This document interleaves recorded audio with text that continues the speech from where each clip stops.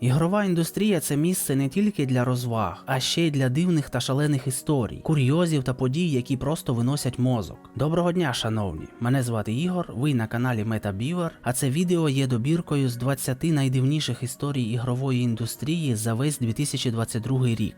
І так, поїхали. В січні 18-річна дівчина з Сінгапуру взяла батькову кредитку і витратила з неї більш ніж $20 000 на лутбокси в грі Genshin Impact. Як сказав батько, це сума, яку він витрачає на її навчання в університеті за рік. Такі події відбуваються постійно наразі. Діти беруть батьківські кредитки і витрачають з них гроші на лутбокси. Це проблема, і вона, як мені здається, потребує регулювання. Вже науково доведено, що ці системи з лутбоксами в іграх впливають на гравців так само, як і азартні ігри. Про це розповім нижче. Але тут і батько теж думав тим самим місцем, бо він сам дав їй ту картку. Для витрат на громадський транспорт, як він сказав. Навіщо на ній було так багато грошей, незрозуміло. В тому ж січні в Італії на урядовій онлайн-трансляції нарешті відбулося щось дійсно цікаве, від чого можновладцям вперше за стільки років не хотілося спати на стільцях. Урядовці та політики зібрались подискутувати про прозорість політичних рішень та про інші нікому не потрібні речі. Але як тільки представили одного з нобелівських лауреатів по фізиці Джорджо Парізі, хтось увімкнув порноролик з Тіфою, однією з героїнь відеогри Final Fantasy VII. Він транслювався цілих 30 секунд. Цього більш ніж достатньо не тільки щоб роздивитись все в деталях, а й гідно оцінити цю, так би мовити, творчість. Найцікавіше тут це те, що все транслювалось на всю країну на одному з ТВ-каналів. В лютому, окрім того, що було представлено перший в світі 500-герцовий монітор, якась компанія Thanco показала свій винахід для геймерів – багатофункціональний супер-дупер лежак для гри на пузі. Виглядає воно, наче як ви зайшли в якийсь терапевтичний кабінет, а там людина вже проходить процедури. Не вистачає тільки масажиста в білому халаті поруч. Як бачите, розташовуватись на ньому можна і боком, і на спині, можна навіть топтати якусь вівсянку. Головне, щоб хтось її вчасно підносив під час сеансів гри. В цьому ж місяці невеличка інді-компанія Square Root Studios анонсувала банкрутство та закриття, тому що на зібрані на кікстартері гроші для розробки гри вони придбали, на хвилиночку, машину Tesla, а на остачу набрали криптовалюти, яка, звісно, що обвалилась. Неймовірно тупа історія, яка почалась ще в 2020 році. Вони збирали на MoRPG і назбирали небагато немало більш ніж $200 000, але цього було недостатньо, бо треба було зібрати аж 430 тисяч. Тож головний розробник, недовго думаючи, вирішив витратити гроші в такий спосіб. Наразі він та його команда зникли безвісті. Але думаю, що тих крихт, що лишились від грошей, надовго ховатись не вистачить. В березні напівпрофесійний гравець в Call of Duty після перемоги на неофіційному турнірі був звинувачений у використанні читів. Тому він вирішив довести всім, що грає чесно. Встановив камеру перед монітором і спалився на використанні читів. Було доведено, що він юзав чіт під назвою 4K Boxes. Цей чіт надає інформацію через стіни в грі, і це було видно на записі. Гравця було перманентно дискваліфіковано всюди, де тільки можна. А канал на Ютубі він видалив сам. Сама ржака тут – це те, що навіть з читами він програв на демонстрації. Ось такий дабл-фейл року. В квітні робітники Бостонського аеропорту знайшли в багажі одного з пасажирів дивний предмет і запідозрили, що це бомба. Як наслідок було евакуйовано весь аеропорт та закрито декілька терміналів. Дивним предметом виявилась консоль PlayStation, яка була в жахливому стані. При цьому сканер показав якісь нестандартні аномалії всередині, що викликало підозру у працівників аеропорту. Залишилось тільки здогадуватись, що ж це таке власник робив з тією бідолашною консоллю, що від неї прибори бісяться. В січні 2022 року президент Square Enix Юсуке Мацуда висловив свою прихильність до блокчейну та NFT. Сказав, що за цими технологіями майбутнє ігрової індустрії, і вони вже працюють над тим, щоб додавати їх в ігри. І от в квітні він заявив, що хоче створити гру на основі блокчейну, де граючий геймер буде заробляти їх криптовалюту. Реакція від гравців була максимально жорсткою. Як показують опитування, дуже малий відсоток гравців зацікавлені в такому. А всі всі намагання розробників додати NFT в класичні ігри провалилися. NFT-ігри – це зовсім інший всесвіт. Там народ не розважається, як в класичних забавках, а намагається заробляти. В травні гравці Call of Duty Warzone запримітили цікавий баг для фарму досвіду. Якщо на гелікоптері уникнути всіх атак Кінг-Конга і залетіти в його сліпе місце, тобто поміж ніг, то, знаходячись там, можна було отримувати нескінченну кількість досвіду. Процедура ця не з легких. Щоби досвіду набрати і не відрізати Кінг-Конгу чогось зайвого гвинтами, треба неабиякий скіл. Але, не дивлячись на це, після того, як новина з'явилась в мережі, бажаючих набрати шарового яєчного досвіду виявилось немало. Ну, що тут скажеш? Дудулька їм суддя.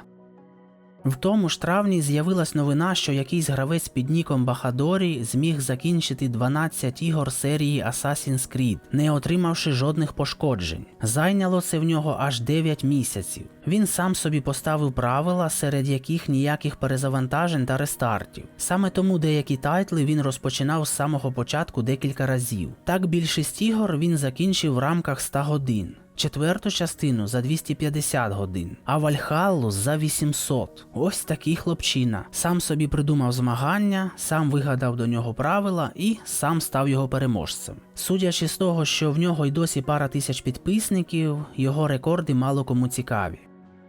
В червні якийсь чувак так захотів дізнатись про долю своєї улюбленої гри, що придбав акції компанії Nintendo для того, щоб потрапити на офіційну зустріч акціонерів з представниками компанії. Для цього він придбав 100 акцій на суму $40 тисяч і легітимно пішов на одну з таких зустрічей. Ну і спитав за гру F-Zero. Так, є така серія ігор для консолей Nintendo, яка наразі заморожена. Офіційна відповідь була, що вони не можуть робити продовження, ремейки та нові тайтли на кожну вимогу гравців. Чи коштувала така відповідь $40 тисяч?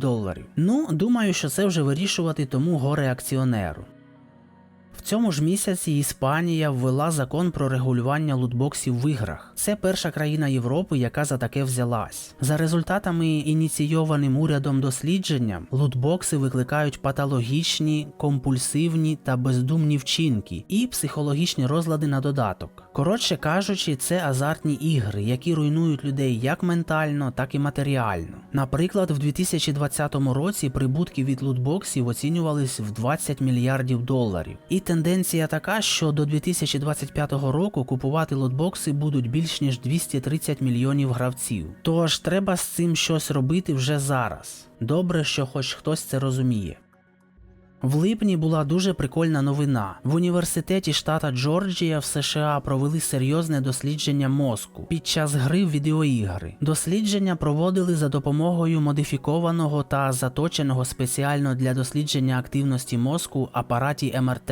В експерименті приймали участь 47 учнів цього університету. Коротше, згідно з дослідженням, відеоігри розвивають у людей навичку приймати рішення. Будь-які рішення любителі пограти роблять швидше, впевненіше та точніше. Це все тому, що відеоігри завжди ставлять гравця перед вибором, і людина тренує цей аспект, який позитивно впливає і на реальне життя. Ну, якщо судити по моєму життю, то щось не дуже вже воно і допомагає.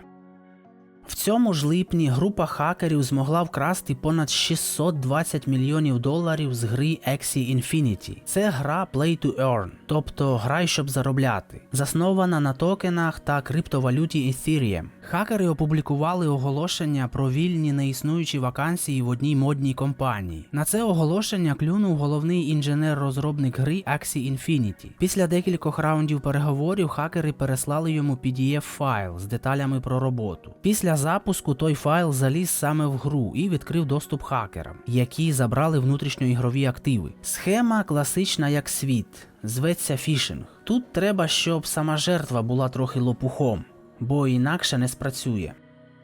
В серпні відбувся анонс гри «Білка з пістолетом». Так, вам не почулося. Це існує. І ви тепер про це знаєте. Перепрошую за це. В головній ролі тут білка, яка носиться порівням з пістолетами та УЗІ, стріляє в якихось людей в чорному та грабує перехожих, забирає в них смартфони та гроші. В трейлері ми можемо помітити такий собі ганджамп та платформінг. Ми вже маємо купу диких симуляторів по типу симулятора каменя в полі чи хліба. Симулятора білки з пістолетом в сім'ї точно не вистачало. Тому чекаємо?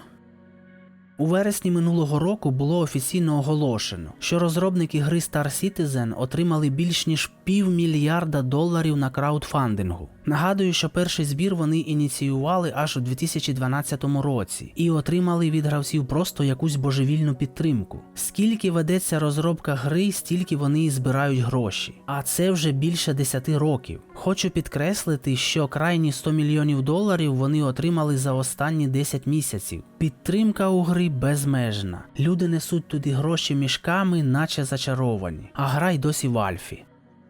В цьому ж місяці колекціонер виставив на продаж свою колекцію консолей. Всіх консолей, які коли-небудь виходили в світі за останні 50 років. І це не жарт. Всіх кольорів, моделей і можливих варіацій, лімітованих версій і так далі. Кількість консолей в колекції – 2250 штук. Виставив він їх за $1 мільйон всі разом. Те, що він їх всі зібрав, мабуть, що круто, але мене турбує інше питання. Навіщо витрачати стільки сил і коштів, щоб зібрати таку колекцію, а потім її продавати? Як я зрозумів, він і досі її не продав. В жовтні компанією Cooler Master було анонсовано тактильне геймерське крісло, яке має активну вібрацію під дупою та спиною. Тобто воно реагує на...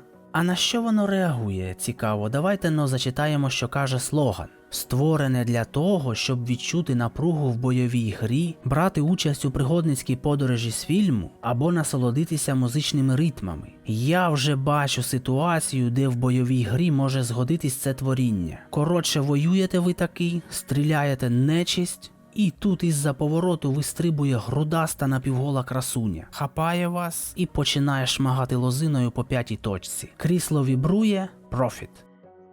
В листопаді сталася дуже прикольна подія на гонках NASCAR. Один з гонщиків, його ім'я Росс Честейн, виконав трюк, який він виконував у відеогрі NASCAR на консолі Nintendo GameCube в 2005 році. Все, що він зробив, це притиснувся боком машини до огорожі на повороті. Завдяки цьому він не скинув швидкість і випередив 5 машин. Зробивши це, він одразу поставив світовий рекорд. Члени його команди були не дуже задоволені вчинком, але це була необхідність, без якої він би не пройшов далі, як я зрозумів.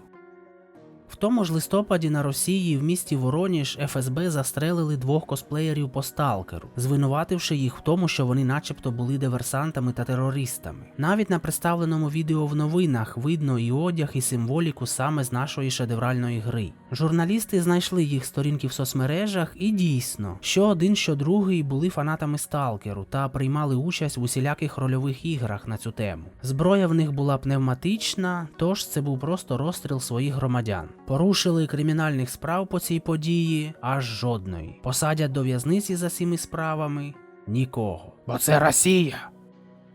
В грудні місяці на популярній церемонії The Game Awards 2022, коли на сцену покликали команду розробників гри Elden Ring, разом з ними піднявся і невідомий чувак, якийсь хлопчина з залу. Після виступу одного з членів команди він взяв мікрофон і сказав, що хоче присвятити цю нагороду своєму ортодоксальному равіну Білу Клінтону. Тобто намолов якоїсь херні. Інтернет після цього просто вибухнув мемами, а моддери додали Біла Клінтона в гру. Після цієї витівки його було заарештовано. Але що з ним зробили далі, я так і не знайшов. Може ви щось чули? Якщо так, то напишіть в коментарях. Цікаво, що з ним зробили.